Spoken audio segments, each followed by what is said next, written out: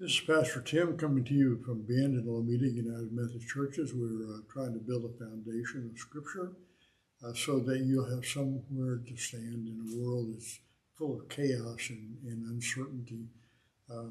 And so we're talking about a Scripture that doesn't get read too often about plucking grain. The disciples were going through a wheat field and plucked some grain because they were hungry.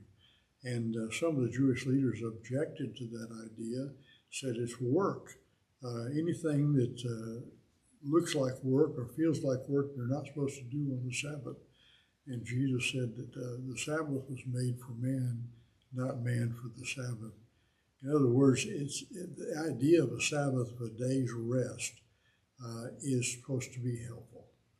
It's supposed to be helpful to let you relax and not depend on your work to make everything matter, to make everything ends meet, saying that you're going to trust God.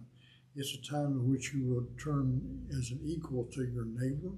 It's a time in which you said, I'm not going to do anything today because it's not as important. Our relationships with each other, our relationship with God is more important than getting the right work done. It kind of changes our priorities. But when they went and picked the grain out of the field, it's because they had a natural need. They had a hunger that they would not satisfy. They were traveling from place to place. They didn't have somebody who had cooked the day before so they could eat. They needed to nourish themselves. And so I think what Jesus is saying is the Sabbath is made for your spiritual well-being. It's made so that you'll be closer to God and your neighbor. If that can't happen, it's okay to go ahead and do something that you need to. The law is not so important as the relationship, as the spiritual connection to God and each other. So sometimes we can get too rigid on laws. That's an easy way to say yes or no to something, is to make a rule about it. In fact, I've heard that if you have a marriage manual at a church that's really thick, it's because they've had a lot of problems. And so they try to make a rule about everything to set down exactly so there's no gray area. They don't want any flexibility, any decisions that are made. But that's harder.